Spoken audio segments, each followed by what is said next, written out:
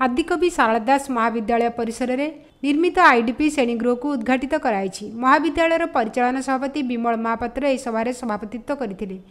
मुख्य अतिथि भाव ओडिशा उच्च शिक्षा मंत्री अतनु सब्यसाची नायक, मुख्य वक्ता भाव राज्यसभा सांसद देवाशीष सामंतराय, सम्मानित अतिथि भाव तीर्तोल विधायक विजय शंकर दास प्रमुख जोग देथिले।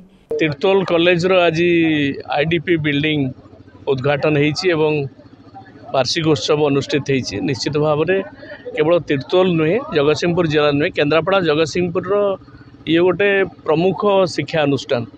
ये शिक्षा अनुष्ठान ऐतिह्य अलग अच्छी।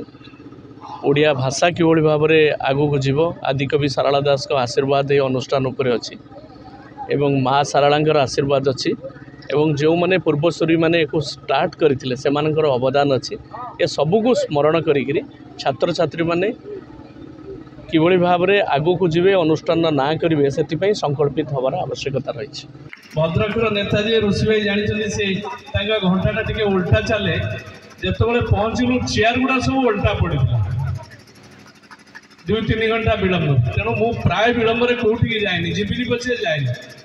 तेणु मुझे दिगरे कहूनी कि गोटे धाड़ी कहूँ माँ माटी मातृभाषा या जदि सम्मान देकर नदवा तेरे जाति आग को जापर।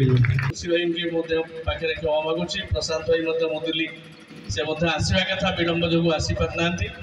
विधायक अच्छा प्रिंसिपाल अच्छा बोधे ठीक आउ कहली न था कि आपण मान जगतसिंहपुर ऐतिह्य अलग।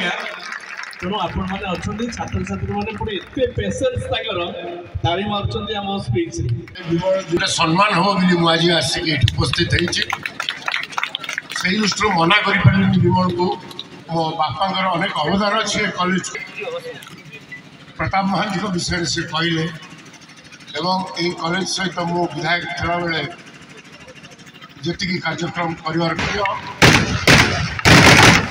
कॉलेज फंक्शन अटेंड करी आपण मान कैंपस इलेक्शन बेले आज आम समस्त सामिल हो जहाँ हो आज मत डाकी समस्त पाखे कृतज्ञ।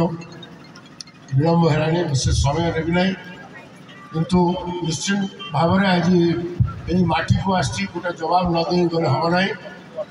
जो कौन सी जिनस राज्यसभा पांठी ये अनुष्ठान चाहिए निश्चित भाव में प्रथम पर्यायर मुझे देवी मोर निजर आदिकवि सारला दास नाम नामित होता कॉलेज तीर्तोल गौरव। तेणु ताकू रक्षा करने जहाँ कार्यक्रम रही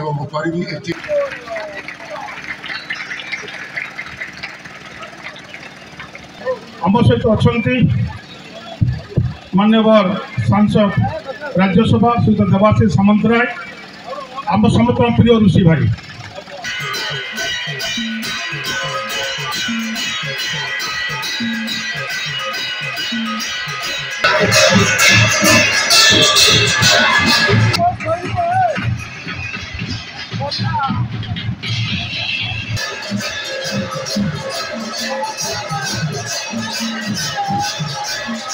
तीर्तोल ईपीएरू शिवस्व पाणी को रिपोर्ट ईपीए न्यूज।